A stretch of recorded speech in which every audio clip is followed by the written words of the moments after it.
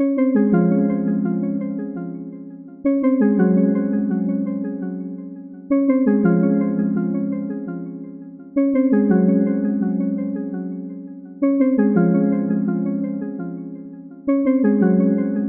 amigos do canal Iothermo. Estamos aqui em uma entrevista especial que celebra o Dia Internacional da Mulher em Engenharia. E a nossa convidada de hoje para celebrar esse dia é a professora Diana Cristina Silva de Azevedo, da Universidade Federal do Ceará. Diana é formada em Engenharia Química pela Federal do Ceará, tem mestrado pela Federal de São Carlos e fez seu doutorado na Universidade do Porto, em Portugal. No retorno ao Brasil, ela se juntou à Universidade Federal do Ceará, onde é extremamente ativa, com grande destaque acadêmico e profissional, no grupo de processos de separação por adsorção. Além das atividades científicas, Diana desempenha e desempenhou várias atividades administrativas na Federal do Ceará, em órgãos como o CNPq, o Conselho Nacional de Desenvolvimento Científico e Tecnológico, e a CAPES, que é um órgão do Ministério da Educação no Brasil. Além disso, ela é diretora da Associação Internacional de Adsorção, o seu tema de pesquisa, adsorção e catálise, e tem tido uma carreira absolutamente sensacional. E além disso, como ela ressalta nos seus dados biográficos disponíveis no currículo Lattes, o currículo oficial brasileiro, na sua última linha, ela é mãe de 3 filhas nascidas entre 1994 e 2003. É um prazer e uma honra enormes tê-la conosco. Diana, seja muito bem-vinda. E a minha primeira pergunta para você é: quais são os ingredientes necessários para uma carreira de êxitos na engenharia, e em especial para uma mulher em engenharia? Ouvintes do canal, eu queria começar agradecendo a você a lembrança, né, e essa oportunidade de conversar um pouco sobre um tema que tem ficado cada vez mais caro para mim nos últimos anos, que é o da presença feminina em domínios historicamente mais masculinos, como é o da engenharia. Então, a gente está sempre atrás de receitas, né, de como, how to do, né, de como se sair bem numa determinada situação. E me faz lembrar aquele dito lá do poeta espanhol: não há caminho, o caminho se faz ao andar. E é um pouco assim.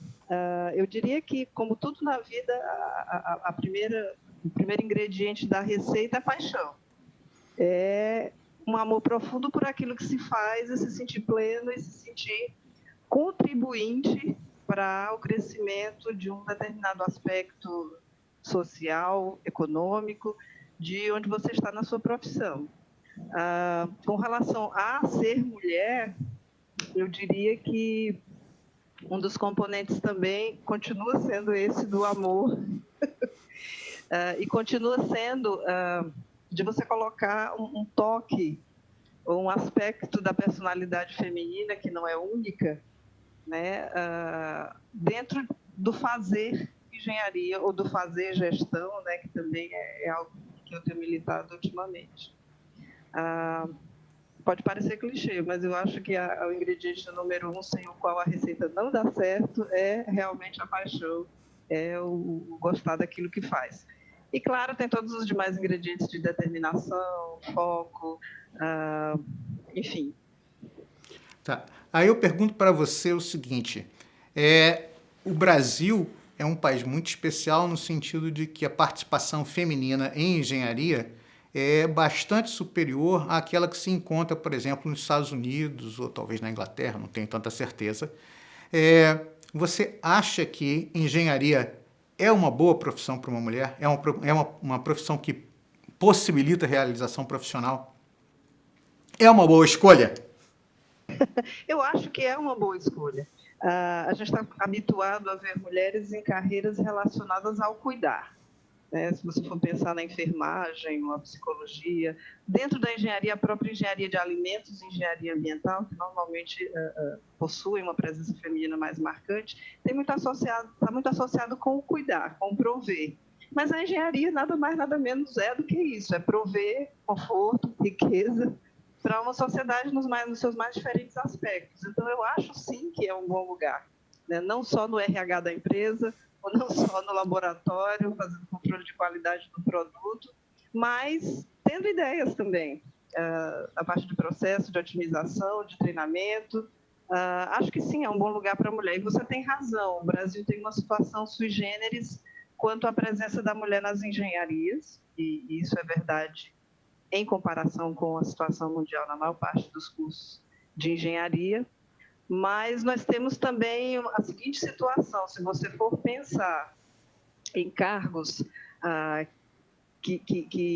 cargos decisórios, digamos assim, ou cargos de gestão, ou cargos de formulação de políticas, a presença da mulher continua sendo ainda muito baixa, mesmo no Brasil.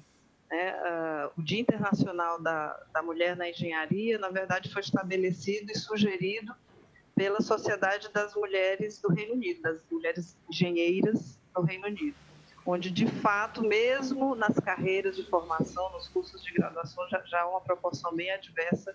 Estamos falando aí de 20% a 30% de mulheres, coisa que no Brasil, em algumas engenharias como a nossa, engenharia química, nós quase que temos uma participação igualitária de meninos e meninas. Mas se você verificar quantos são doutores, se você for verificar quantos são CEOs, se você for verificar na própria cúpula dos organismos que você citou, CAPES e CNPq, que são de formulação de políticas públicas de ciência e tecnologia, e de avaliação da pós-graduação, a gente ainda tem uma situação bem diferente, bem adversa ainda. E talvez mereça uma reflexão do porquê, se é algo natural, se é algo que se pode ter alguma política afirmativa no sentido contrário, né, de ter uma situação mais equilibrada. Uhum. E a sua presença no CNPq, na CAPES, digamos, a sua liderança em vários níveis profissionais, seria uma liderança natural, uma característica pessoal sua? Como é que você se autoavalia nesse quesito? Você nasceu líder?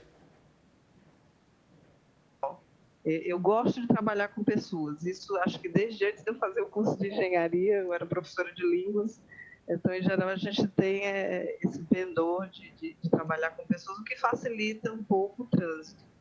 Mas, enfim, se eu for olhar para a minha vida para trás, ficou sempre num balanço entre vou apostar um degrau a mais, acreditar que vou chegar a um degrau a mais, vendo que a meta que talvez eu queira alcançar parece muito ilusória e muito lá em cima, mas vamos um passinho de cada vez.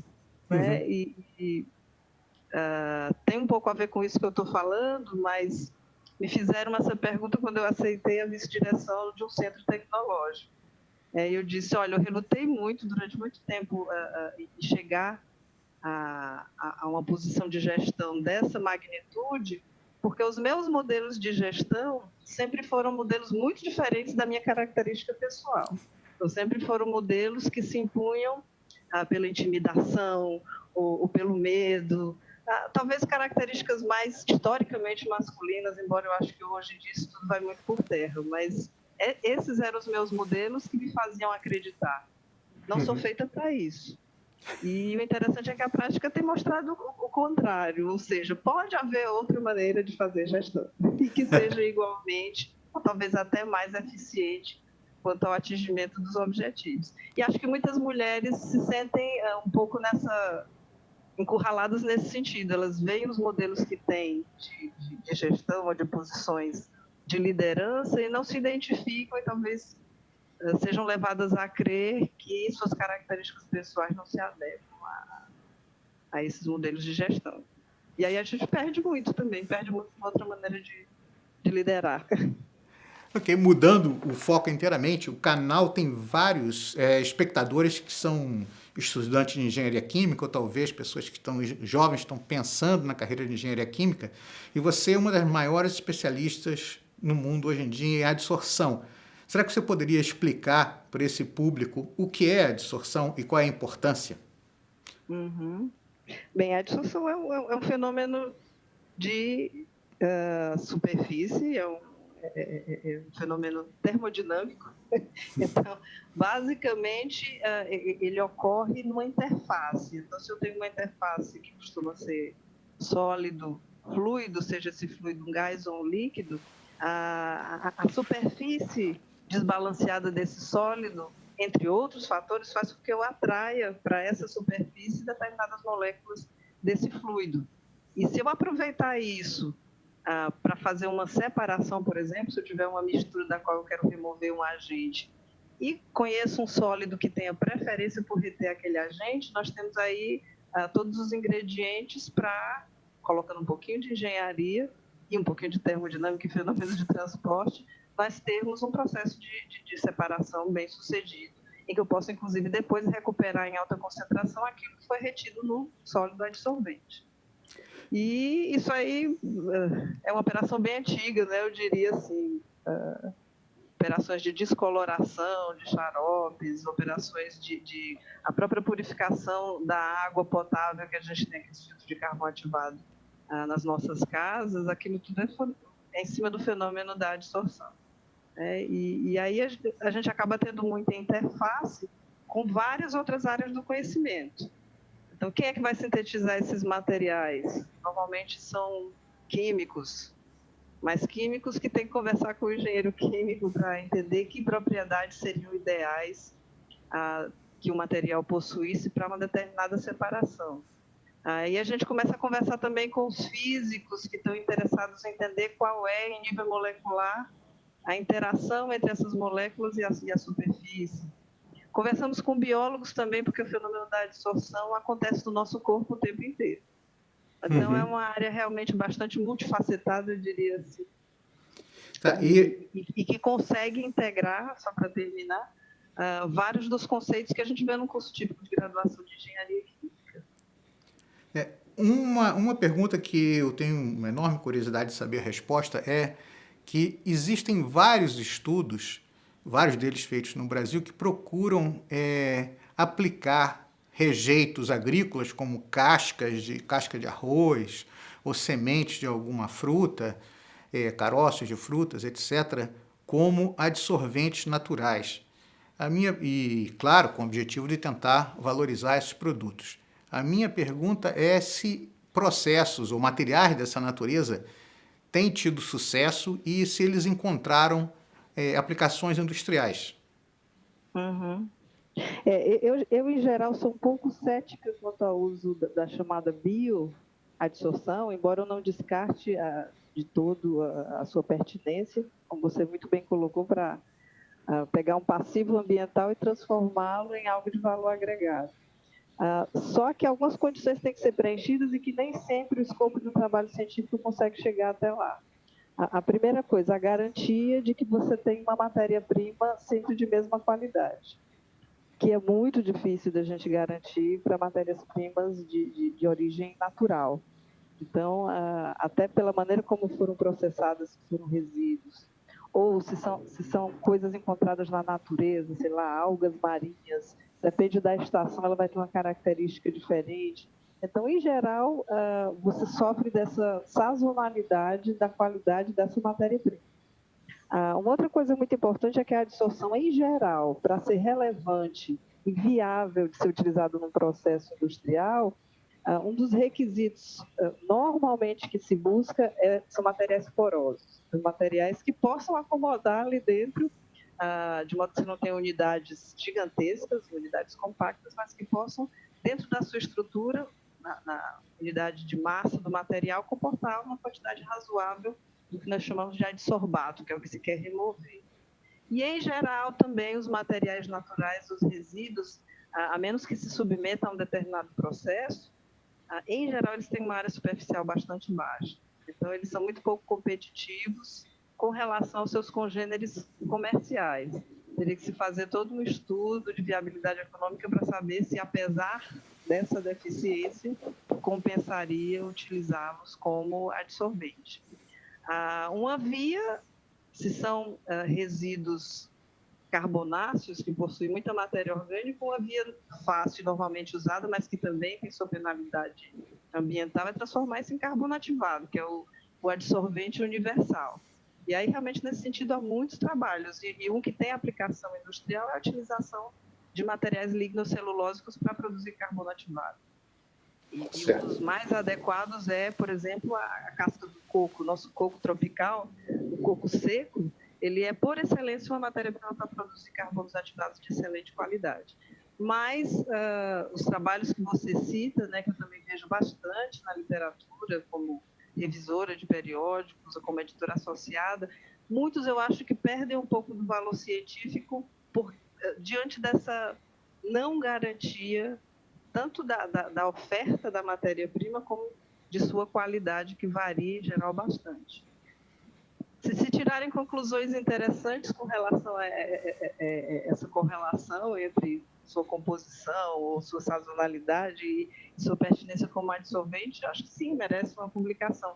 Mas eu tenho essas ressalvas com relação a uma utilização disso em larga escala, que realmente a gente não vê, a menos do exemplo que eu citei, não tenho visto, não tenho conhecimento de bioadsorção sendo usada em uma escala comercial significativa. Falando um pouquinho do seu papel de administradora científica em nível nacional, no CNPq e na CAPES, dessas posições em que você tem a visão do todo, qual é a sua impressão sobre o estado da pesquisa em engenharia química no Brasil? A minha visão é que nós temos no Brasil algumas ilhas de excelência, que acho que conversam com pé de igualdade com o que se faz de mais atualizado no mundo. Mas, por outro lado, nós ainda temos um caminho grande a trilhar no sentido de elevar o nível dos nossos programas de pós-graduação, que hoje, felizmente, estão espalhados a menos de alguns estados da federação na região norte e centro-oeste, mas estão espalhados em todo o território nacional, mas que eu ainda vejo com grandes assimetrias.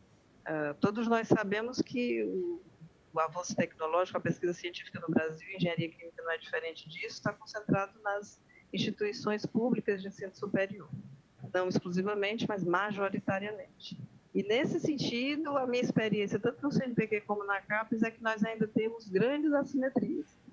E não só de recursos financeiros, já que o CNPq, durante muito tempo, e antes de nós entrarmos na crise que estamos, teve uma política bem afirmativa, não só o CNPq, mas a FINEP, alguns órgãos, de destinação de um percentual de recursos dos editais para as regiões Norte, Nordeste e Centro-Oeste. Eu acho que é mais do que a escassez de recursos que hoje é generalizada para todos. Eu acho que é uma escassez de se entender muito bem o método científico. É a sensação que eu tenho. Nós temos ainda grupos muito, e eu espero que as pessoas me entendam quando eu digo isso, grupos de pesquisa muito provincianos. Então, nós fazemos o que nós aprendemos a fazer com os nossos orientadores, quando fizemos nossa formação pós-graduada, e reproduzimos isso, às vezes, sem a devida reflexão, particularmente à luz do que se faz no mundo inteiro. Então, eu tenho essa sensação não só da experiência no CNPq e na CAPES, como também nas andanças que a gente tem a oportunidade de fazer mundo afora. Mas eu sou um otimista. Eu vejo a situação muito melhor do que aquela que eu encontrei quando era estudante de mestrado. Eu vejo uma preocupação muito maior em expor o que fazemos, seja por meio de publicações de alto nível, seja por meio de depósitos de patentes, seja por participação em consórcios internacionais, mas ainda vejo muitas assimetrias no território nacional e vejo aí um grande papel da CAPES depois do esforço que houve nos anos 80 e 90 de expansão do sistema de pós-graduação, agora de uma equalização desse sistema. Nesse contexto, gostaria de mencionar que no ano passado eu tive a oportunidade de visitar a Universidade Federal do Ceará pela primeira vez e participar de um seminário de avaliação institucional da pós-graduação com convidados internacionais. Da sua experiência agora na UFC com relação a esse tipo de evento ajuda? Sim, esse tipo de evento ajuda, porque uma das coisas que creio que a maioria dos pesquisadores padecem é um pouco desse medo ou dessa timidez, digamos assim, de se expor e de ser avaliado. Aliás, o processo de avaliação, acho que estamos mudando a cara dele, mas por muito tempo a avaliação era encarada como algo punitivo. Vou descobrir os furos daquilo que eu faço e vou me punir por isso. Né? E a gente, através do seminário que você participou, tentou, por um lado, expor o que fazíamos a pesquisadores que acreditávamos serem de renome, de relevância, como é o seu caso, internacionalmente. Obrigado. E, por outro lado, desmistificar um pouco isso até diante dos nossos alunos, a avaliação como mecanismo de crescimento, a exposição como mecanismo de realmente ter uma atuação compatível e de qualidade com aquilo que se faz no mundo todo. E a CAPES tem, muito felizmente, apontado nessa direção. Né? Nós estamos em ano de avaliação da maneira como avaliamos a pós-graduação. A maneira como a CAPES avalia sempre foi citada como um exemplo, como avalia a pós-graduação, mas o nosso sistema de pós-graduação atingiu uma magnitude que a maneira de avaliarmos antigamente está se tornando mais pesada do que efetiva, no sentido de dar esse feedback aos programas para que eles possam melhorar. Então, nós estamos no processo de reavaliação da avaliação, como eu falei, e tentando focar em aspectos mais relevantes. Quais são os produtos da pesquisa e como a autoavaliação, na verdade, quando a gente começou nossos seminários aqui, não havia essa sinalização, mas a gente já entendia que a autoavaliação à luz internacional, e quando eu falo luz internacional, é uma luz externa, digamos assim. Não é por nós sermos do Brasil e vamos aprender com os outros como fazer, mas à luz de olhares externos, né, como nos avaliarmos e, a partir dessa avaliação, tomar atitudes para vencer nossas fragilidades, nos prepararmos para as ameaças e aproveitarmos as oportunidades que há no entorno.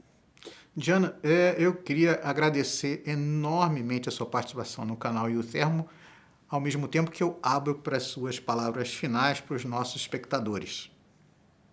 Bem, eu mais uma vez também agradeço a você, Marcelo, particularmente por esse programa estar sendo gravado e veiculado em torno desse mês de junho, né, onde nós comemoramos o Dia Internacional da Mulher na Engenharia. Ele é comemorado no dia 23, e aqui na UFC, 23 de junho, e aqui na UFC, no dia 28 de junho, nós estaremos alunas, professoras, engenheiros já formadas, egressas ou não aqui da casa, celebrando as vitórias, discutindo as dificuldades, né, e tendo um evento cujo objetivo principal é inspirar tanto as meninas que estão em processo de formação, como nós também convidamos o pessoal do ensino médio, como aquelas que têm intenções, né, de seguir essa bela carreira, né, porque é uma carreira que, antes de tudo, eu acho que traz conforto, riqueza, saúde para a população. E é sempre bom a gente servir ao outro, né? Acho que a mulher, respondendo a sua pergunta lá no início, se identifica ou deveria se identificar também com a engenharia,